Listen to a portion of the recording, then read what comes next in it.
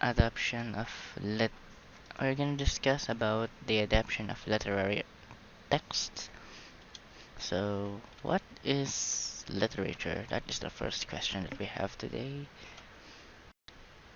So, the word literature is derived from the Latin term named litera, which means letter. It has been defined differently by various writers. So there's a lot. So the meaning of the term litera means letter, and litera comes from literature. That's how it has been defined by various writers. Here are the following examples. Literature expresses the feelings of people to the society, to the government, to his surroundings, to his fellow men, and to his divine creator. That means literature expresses your feelings to the feelings of people, to the society, and to the government, and he expresses his feelings to our creator God himself. Literature is anything that is printed as long as it is related to the ideas and feelings of the people, whenever it is true or just a product of one's imagination. That means literature can be printed as long as it has some ideas and feelings. It's alright if it is not, if it's true or an imagination, as long as you can write something that can actually let people read of your imagination like that. True literature is a piece of written work which is undying and expresses the feelings of emotions in response to his everyday efforts to live to be in his environment after struggles to reach his creator. That means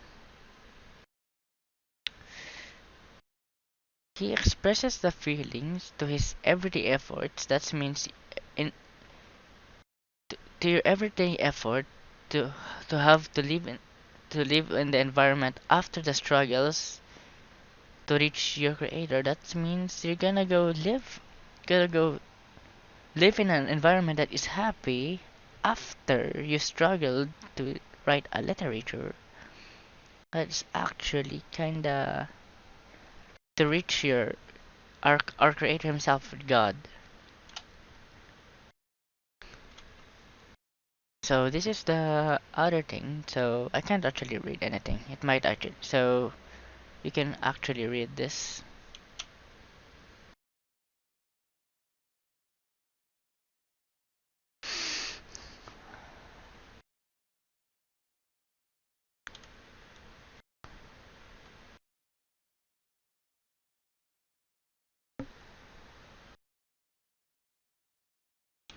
It's just the same of the other slide, but it's just that they actually explain this one.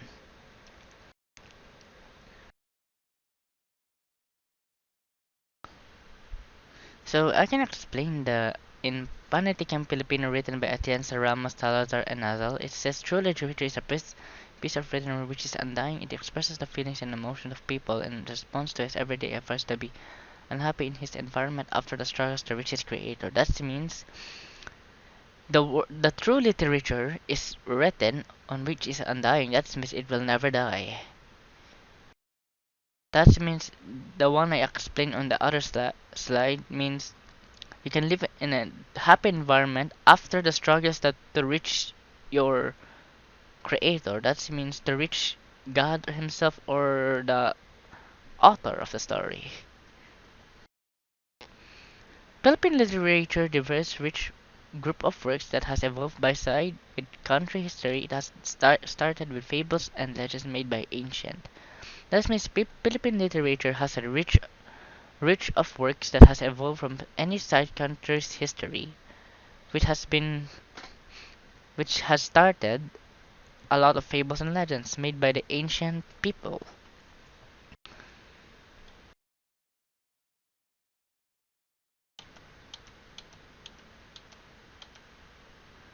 So here are the examples of literary arts in the Philippines.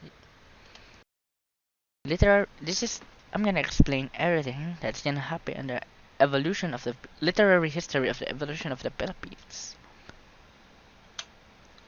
Pre-colonial period. Pre-colonial period literally transfers into traditions and narratives. So we're gonna continue. So sorry for pausing. So wait. So the pre-colonial period is a literary piece transferred in traditional narrative speeches and songs, including Tigmo in Cebuano, Bugtog in Tagalog, Patotodon in Bicol, and pa Pakatakon in Ilonggo. Baybayin to spell was pre-colonial writing in the Philippines. Some modern scripts in the Philippines is descended from Baybayin. The evolution of Philippines literature depends on influence of colonization and the spirit of the age. The Filipino alphabet called Alibata was replaced by the Roman alphabet. That means Alibata was replaced by a Roman alphabet. Indigenous Philippine literature was based on traditions and customs of particular area of the country. That means Philippine literature was just only based on the traditions of the Philippines, of the Filipino people that is part of the area of the country. So Philippines is a archipelago. It consists of several islands, approximately of 7,107 islands, and each of these islands has a unique cultures and traditions bearing different sets of different literature. That means that even though we have 717 islands,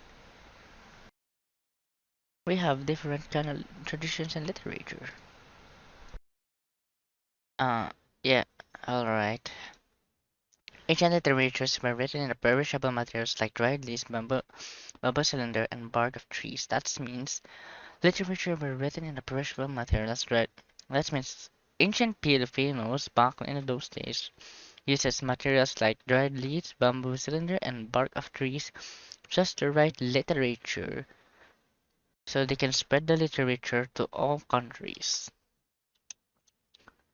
So there are two literary forms during the pre-colonial period.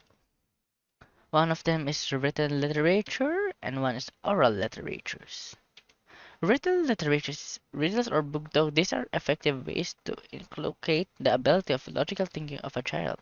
That means riddles or bugto are effective to make a child think, to make the logical thinking of a child even better, so they can actually understand the literature of ancient Filipinos like that.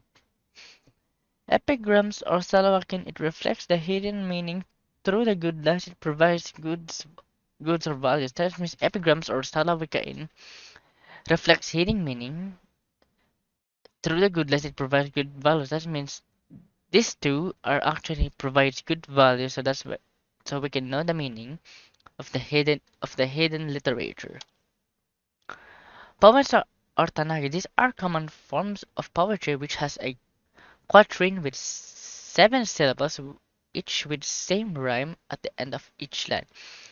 It also expresses insights, lessons in life. Oral literature. Chant is used. It is used for witchcraft and enchantment, while ambahan is a traditional poetry, Hunaun Mangyans of Oriental Mindoro, which teaches the lesson about life. It is recited by parents to educate their students by the youth expressing their love by the old impart experience of the or by the community in tribal ceremony. That means this chant and has been used by a lot of Filipino people from Hanuno Mangyans of Oriental Mindoro. So that means in Oriental Mindoro. It is recited by parents so they can actually express their love to their children.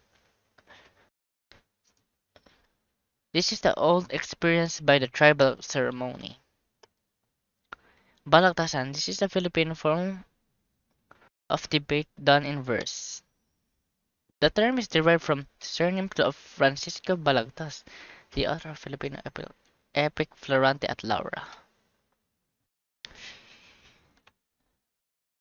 Pause muna. An ROA, the Spanish colonial period. The Spanish 16th century was the start of the deprivation of indigenous Filipino literature. Spanish colonial governments finally got into the scene. They were able to manipulate literature by monopolizing it under religious orders. Literature evolved mainly on the themes of Spanish, European cultures, and of course Roman Catholic regions. So I got some pictures of this on that actually on the literary influence of the Spanish period. So you can actually read this. I might actually pause my voice for a while.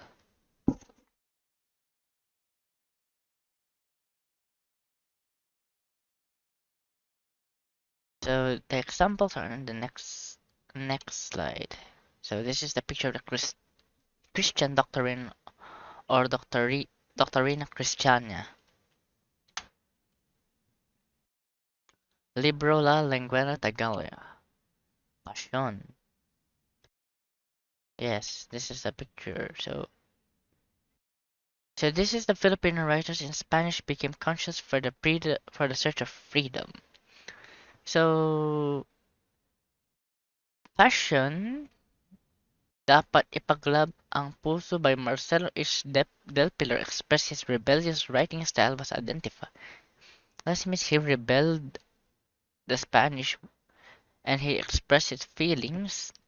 Writing the passion dapat ipag-alab ang puso. That means Marcelo H. Del Pilar actually write his emotions on the literature.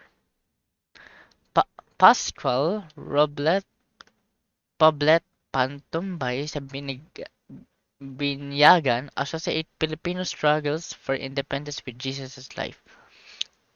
So I can't explain this one, but I think they actually struggled with the independence with Jesus' life. Jose Rizal's Noemi Tangere and El Filibusterismo made a very powerful contributions to the awakening of Filipinos as it introduced the rejection of Spanish rule. He was also influenced on succeeding writers. Jose Rizal actually shared a very powerful contributions to awake the to let the Filipino know so they can actually rebel against the Spanish rule, and he actually influences a lot of succeeding writers. So the narrative poems of Alvin and Carrillo talk about royal warriors, lovers, the basic concepts on Florante at Laura. Commedia is Francisco Baltasar's Florante embodied colonization oppression which gave the revolution access towards freedom.